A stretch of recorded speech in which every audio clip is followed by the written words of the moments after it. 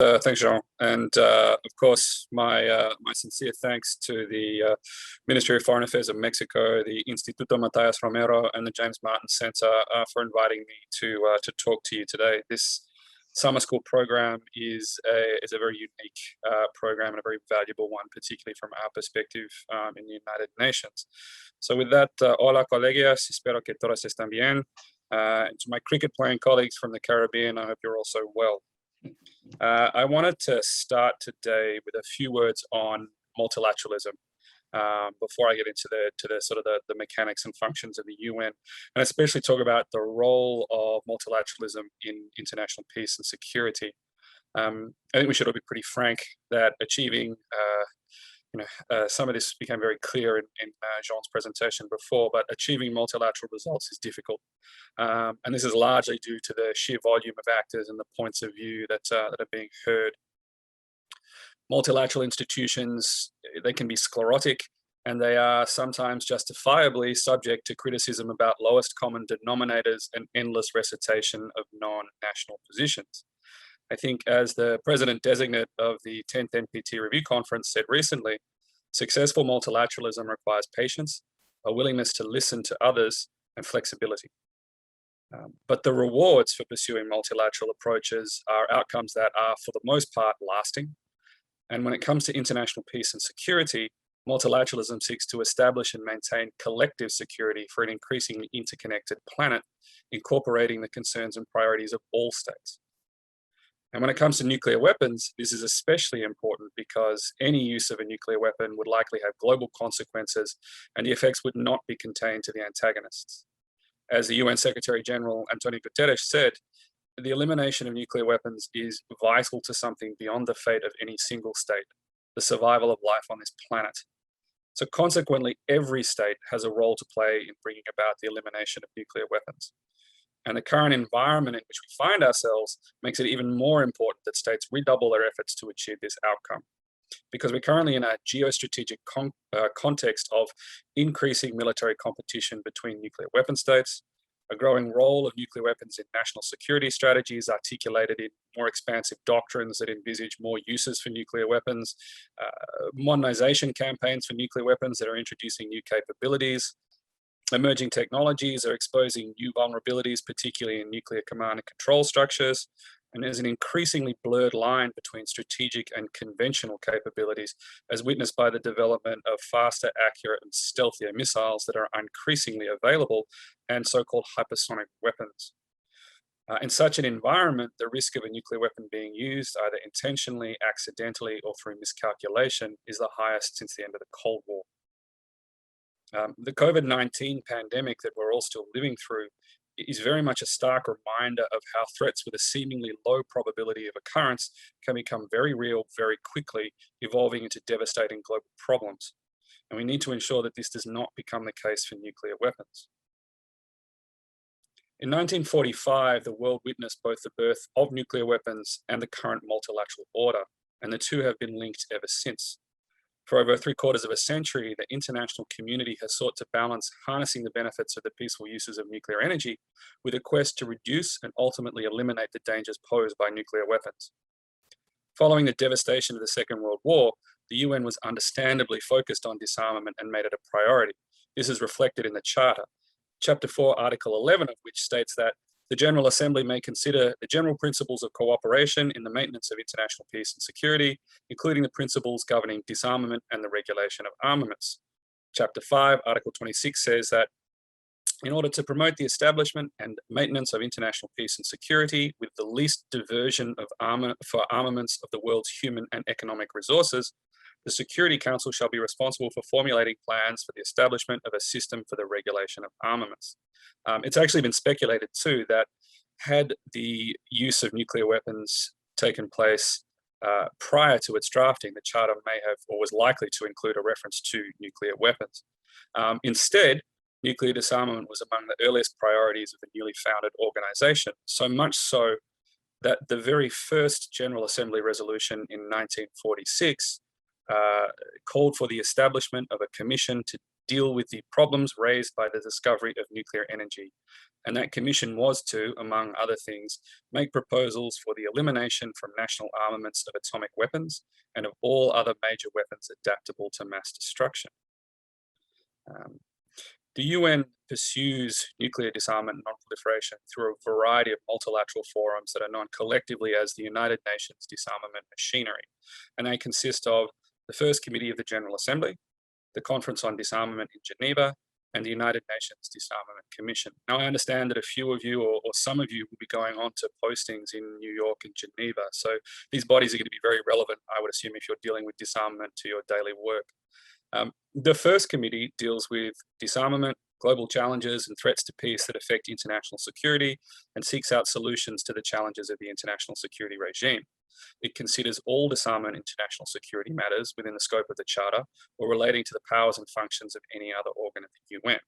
It addresses principles governing disarmament and the regulation of armaments and the promotion of cooperative agreements and measures aimed at strengthening stability. The issues that are discussed in First Committee, or C1 as it's called, range from weapons of mass destruction to cybersecurity to outer space and to conventional weapons. It usually adopts around 60 resolutions, but last year it cracked a record with 70. In recent years, many of these resolutions have been put to a vote, and particularly votes on individual paragraphs in resolutions have spiked, with 75 in 2020. Including 15 on one resolution, or 12, sorry, on one resolution alone. And even resolutions that are traditionally adopted unanimously are now being voted on. We're also witnessing an increasingly fractious forum in the First Committee where rights of reply are being used far more often, and sometimes they're not even related to the issues at hand in the committee. When it comes to nuclear weapons, this fractiousness is largely linked to the strategic environment and related issues, such as the erosion of the arms control framework and the failure of the nuclear weapon states to implement their existing commitments.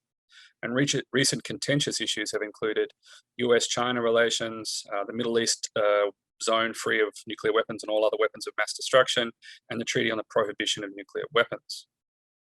In addition to the First Committee, the General Assembly has also held 3 special sessions devoted to disarmament, or SSODs. SSOD1 was held in 1978, SSOD2 in 1982, and SSOD3 in 1988. Of these, only SSOD1 succeeded in producing a final document, and we in the UN are actually still guided by that document today. And its language still actually permeates a lot of resolutions and speeches and consensus language that comes out from the disarmament machinery.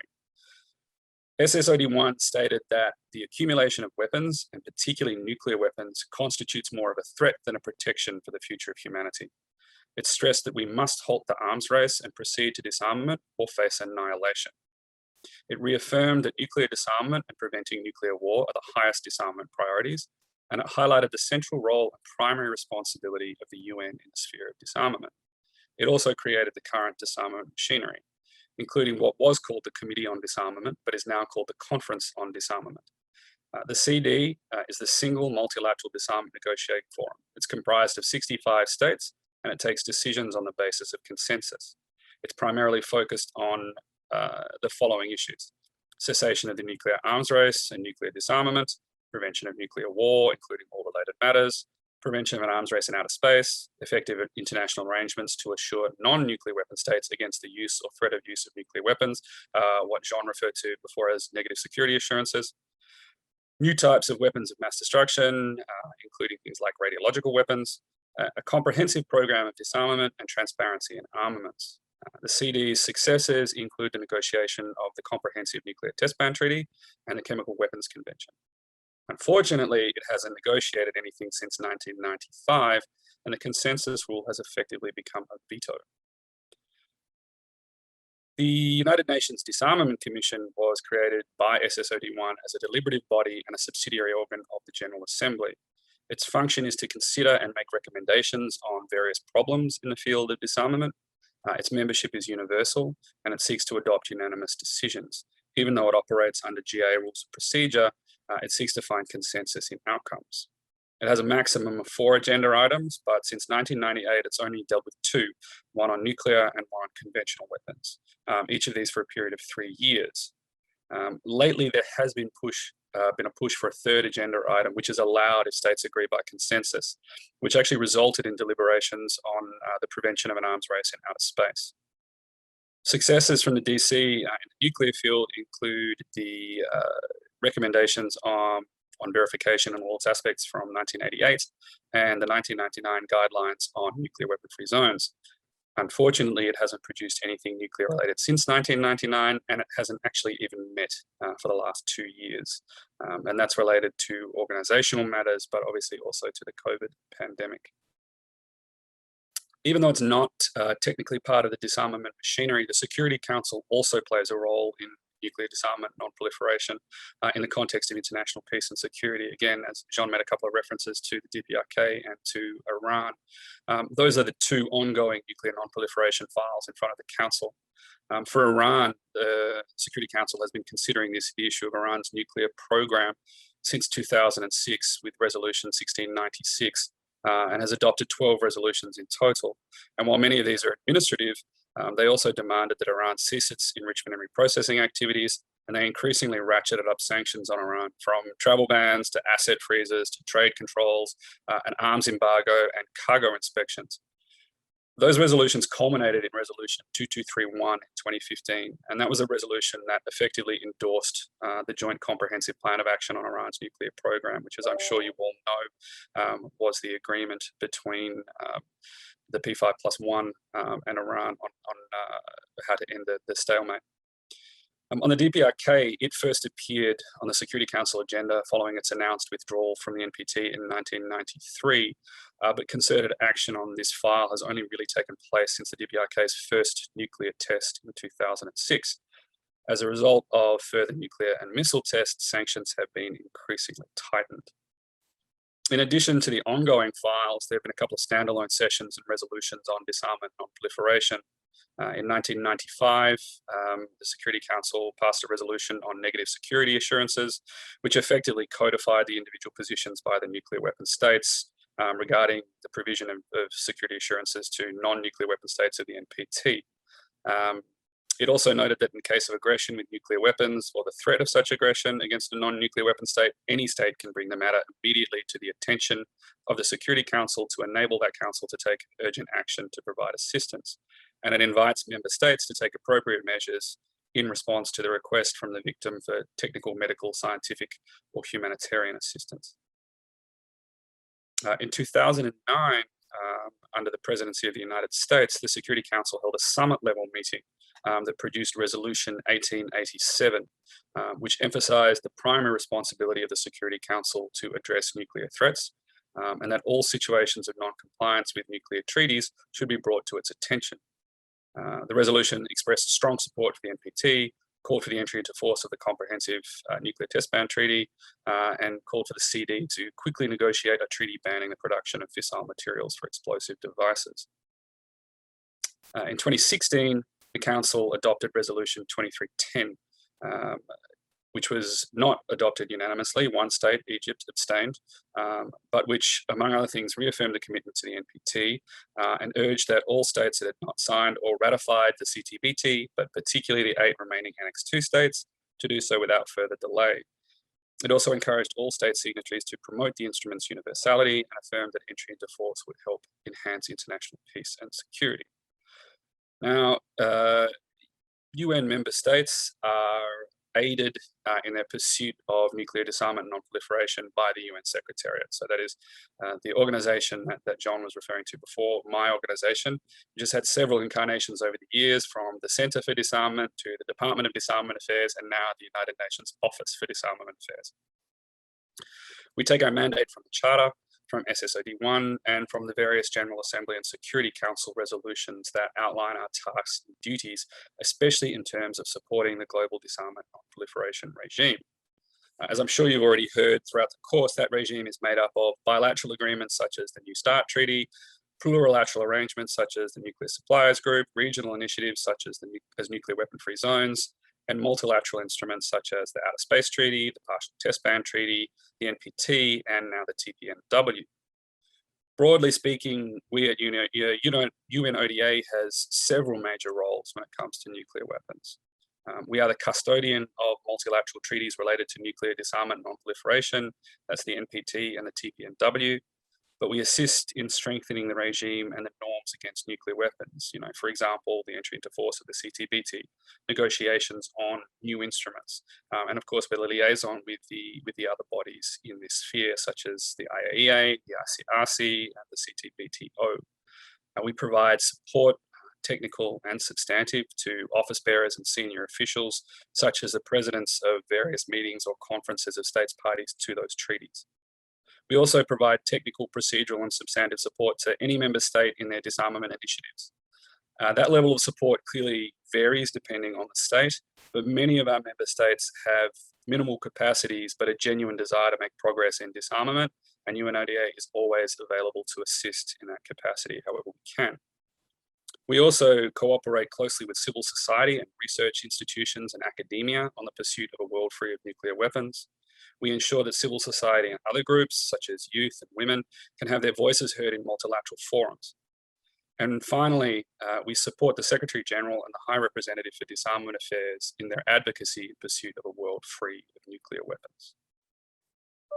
A major plank of that advocacy in recent years has been the Secretary General's Agenda for Disarmament, Securing Our Common Future, which was released in Geneva in 2018. The agenda is a document that was presented to UN member states to assist them in their efforts to pursue a safer and more secure world. It's comprised of 4 pillars: disarmament to save humanity, which is the elimination of WMD; disarmament to save lives, which is the regulation of conventional weapons; disarmament for future generations, which is the regulation of new means and methods of warfare; and partnerships for disarmament. That first pillar, disarmament to save humanity, reaffirms again the priority of nuclear disarmament as the highest disarmament priority. It has 8 action items to facilitate nuclear disarmament and non-proliferation, and these include facilitating dialogue for disarmament, affirming the non-use of nuclear weapons, affirming that a nuclear war must never be fought, or the Reagan-Gorbachev principle, bringing the CTBT into force, strengthening nuclear weapon-free zones, reducing the risk of any use of nuclear weapons, concluding a treaty banning fissile material for nuclear weapons, and developing nuclear disarmament verification.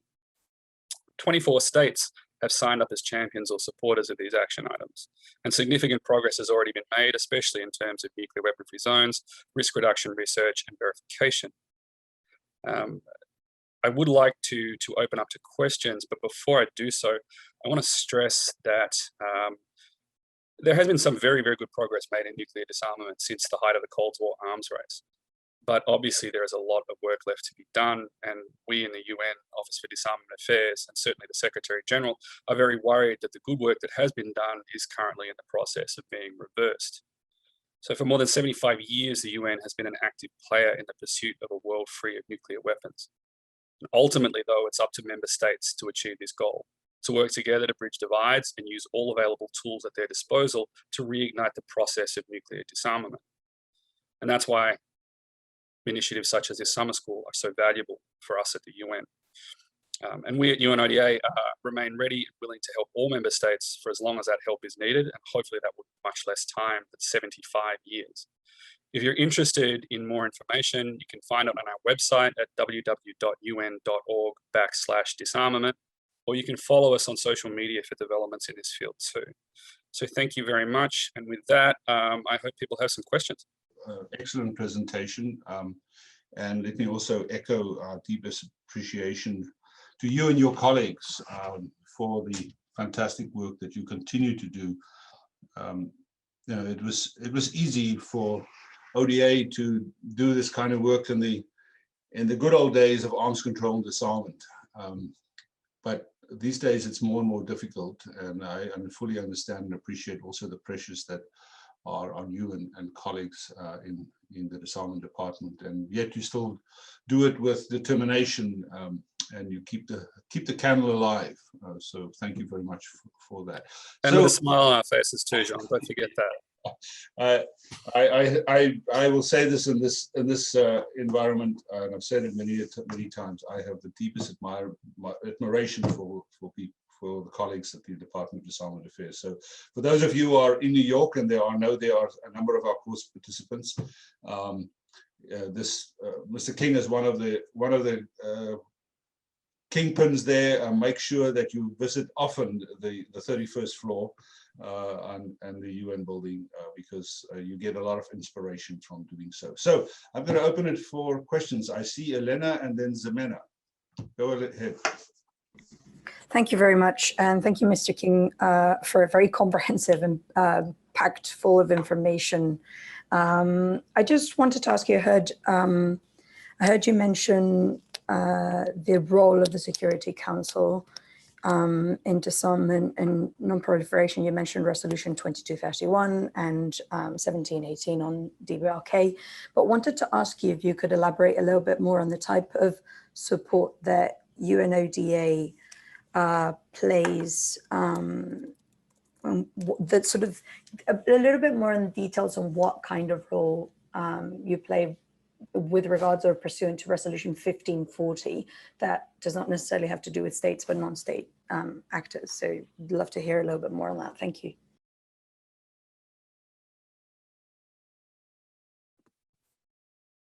Do you want me to answer these one at a time, John? Or So we maybe take Zemena's question and then we can respond to both. Hello, nice to meet you, Mr. King, and thank you so much for your presentation. It was really, really interesting. And I am wondering about what I knew before is that we have only 5 nuclear weapon states that are the same member, permanent member of the Security Council. It is true. It's not exactly the meaning that one country has nuclear weapon to belong to this group of nuclear weapon states. Is this right? Is this information right? Sorry, could you just repeat that question? No, what I wanted to say, if I am right with this information, I was really surprised to know that the same permanent member of the Security Council are the only nuclear weapon state in the world. And what do you think of which kind of message they can send to the international community to give the impression that it's not a elite group and to share the participation of the other countries and also on other topics? All right, thank you both for those questions. On the role of the Security Council and what we do, if you take Resolution 2231, for example, it's an unusual setup because it doesn't have what is, what a lot of these other resolutions have, which is a committee of experts. Okay, so we assist our colleagues in the Security Council Affairs Division in the preparation of reports to the Security Council on these matters. There's a biennial reports that the Secretary General prepares and sends to the Council on 2231 and the implementation of Resolution 2231. And so we provide our inputs on that in terms of the nuclear aspects of that. And also on the missile aspect, the ballistic missile aspects of that too. We also provide the liaison with the International Atomic Energy Agency, coming into those files as well.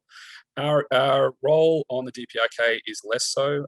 Predominantly, we provide support to the Secretary General for the role that he plays in that, which is, his role in urging compliance with the resolution, his role in urging, tamping down of tensions, those kind of things.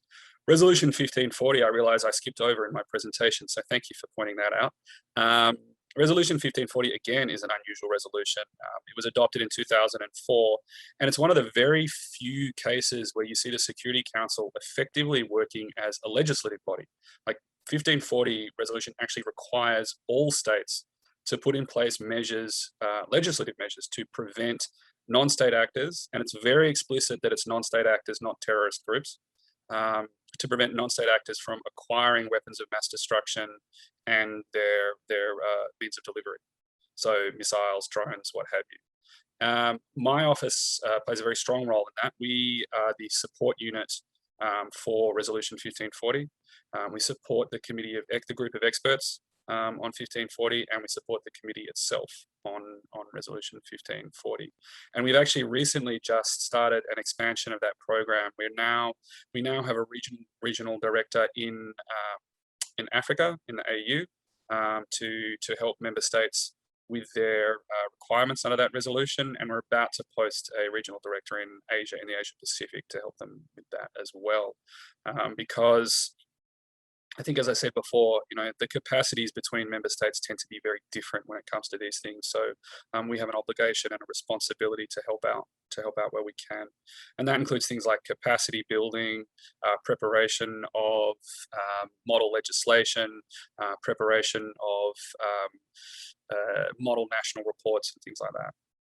On the issue of the P5, yeah, I mean, in some ways, it's no coincidence, but it's also a coincidence that the P5 also happen to be the nuclear weapon states. I mean, the thing about nuclear weapon states is that it's actually a legal designation under the NPT. Those 5 states, China, the UK, the Russian Federation, the United States, and France, are all recognized under the NPT as being nuclear weapon states. So, which effectively makes all other states non-nuclear weapon states according to that treaty. And so that's why they have a special status. Obviously, we know that there are other states that possess nuclear weapons. India and Pakistan have openly tested nuclear weapons and have openly touted their capabilities. The DPRK has tested nuclear weapons and openly touts its capabilities. Israel is a very special case, primarily because Israel is a bit of a hedge situation. It neither confirms nor denies the possession of nuclear weapons. And that's what John was talking about before, about why it hasn't received the same attention as, for example, Iraq or Iran, is because of that situation. Yes, it has a big protector in some of its allies, but from a legal perspective, because it's neither confirmed nor denied the possession of nuclear weapons. Now, when it comes to the council, obviously having the 5 states that are recognized by the NPT as having nuclear weapons also have a veto over nuclear weapons matters makes it pretty tricky. I think we've been very lucky when it comes to some of these non-proliferation cases that, until very recently, one of the few areas that the P5 are aligned on was, preventing the proliferation of nuclear weapons. The situation related to the JCPOA and Iran has changed that slightly, but hopefully we're getting back on track with that.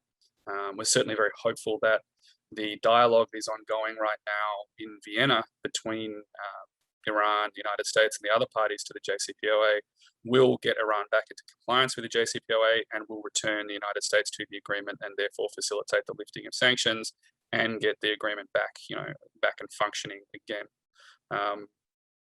But yeah, I would not be hopeful that we're going to get a resolution like 1887 anytime in the near future.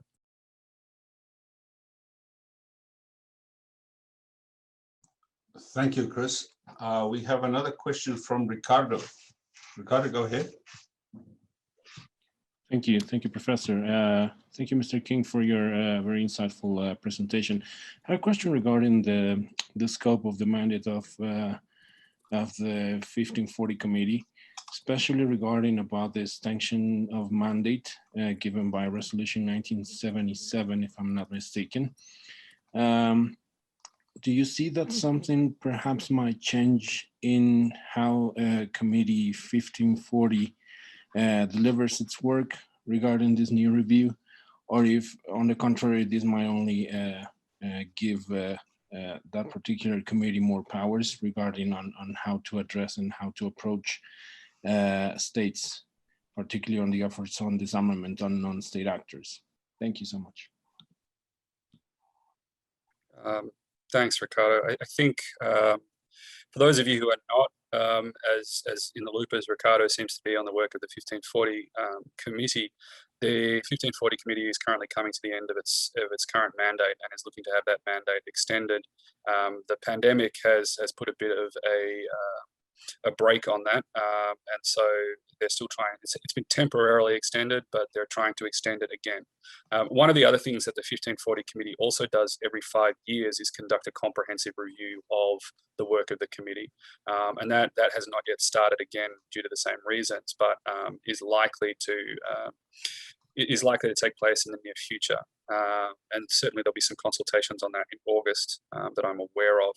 One of the things that I hope that resolution will start to take into review will take into account is the impact of emerging technologies on the proliferation of WMD to non-state actors. So things like how drones, or as we call them, uncrewed aerial vehicles, to use non-gender specific language, are being used by non-state actors. To look at how the internet and ICT capabilities are being used by non-state actors, particularly as hubs for illicit brokering. To look at how additive manufacturing or 3D printing can be used by non-state actors to develop some of the tools for the creation of weapons of mass destruction, particularly things like centrifuge components and that sort of stuff. So I would imagine that's what it's going to consider. But obviously the other thing that we'll have to consider is the effectiveness of the implementation of the resolution. And that's certainly something that we work very closely with members of the committee on. But the long and the short of it is we'll just have to wait and see. Okay, are there any other questions for Mr. King?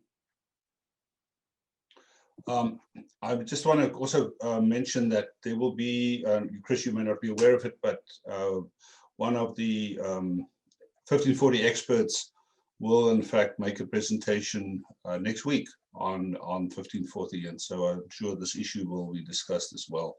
Is that Jonathan? No, it's Edith Vallis.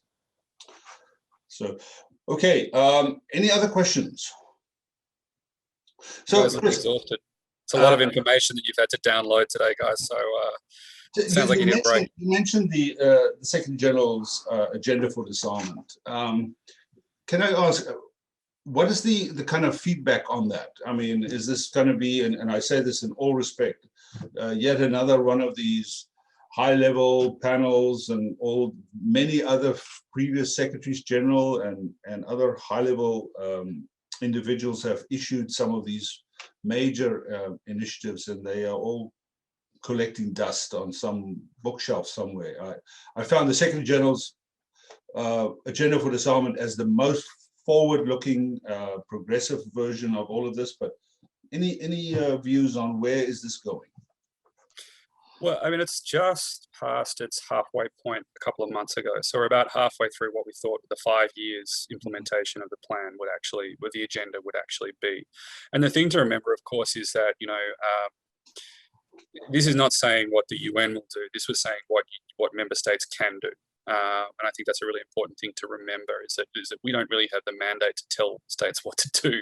They have to do that for themselves. So, but having said that, the response across the board has been very positive. And it's been positive from where you would expect it to be. Non-nuclear weapon states in particular have reacted very positively.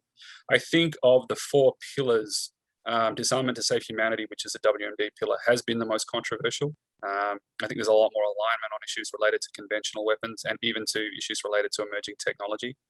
But even on WMD, the nuclear stuff, because it was very pragmatic and it was intentionally so, one of the things that it was meant to do really was, it was not to say we are going to have nuclear disarmament by the end of the century or whatever. It was to say, well, we want to reignite dialogue. How do we facilitate dialogue? How do we strengthen the norms and the instruments that we have and focus on what we need next? And I think there's been some success there. If you look, for example, at reaffirming the norm against the use of nuclear weapons and that a nuclear war can never be fought. We just saw the President of the United States and the Russian Federation state that exactly in Geneva. So, I mean, clearly, I think the ongoing repetition of the need for that, that take up of that repetition by many, many member states and by civil society, I think has had a good impact. And we remain very hopeful that the NPT review conference, whenever it's held, will be able to have a reaffirmation of that principle as part of its outcome. If you look at, for example, some of our, I would say, less ambitious goals, strengthening cooperation between nuclear weapon-free zones, that's been great. We've really achieved a lot there. For example, we now have a dedicated website and platform for coordination amongst the zones, which we've never had before. We had a very successful workshop in Kazakhstan on strengthening cooperation. So that's been has been a very good one. And then there are some that we didn't know would be as difficult as they turned out to be, because the politics got a lot worse subsequently. So, for example, the elimination of chemical weapons and the restoration of the norm against the use of chemical weapons has proven to be a lot more controversial than we thought it would be. So I think What we're now rounding into is what comes next. You know, where are we going to be at the end of 5 years? And a lot of that hangs, from a nuclear perspective, hangs on things like, well, you know, what happens at the 10th NPT review conference? You know, can we get alignment between supporters and critics of the Treaty on the Prohibition of Nuclear Weapons? You know, I'm not confident that we're going to see the entry into force of the CTBT. I'm not confident that we're going to see negotiations on a fissile material cutoff treaty, but, you know, maybe we can make progress on some of those regards as well. And then really, I think what's going to happen next, we'll have to do a stock take and say, look, we're 5 years in. What's the current situation? What's changed? What do we need to focus on? You know, what tools do we have that can be sharpened? What tools do we have that need to be thrown out? What new tools do we need? And I think that's where we're at. Thank you. I think that summarizes extremely well. And I mean, that agenda for me is really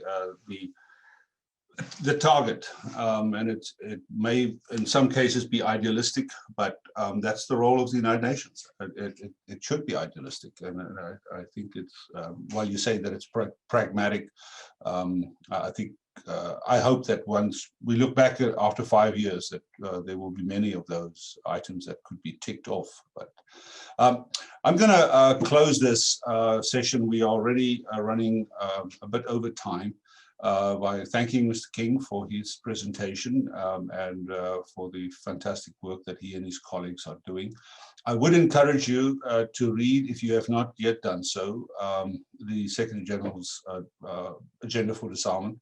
We will have on Friday afternoon our first interactive discussion in breakout groups.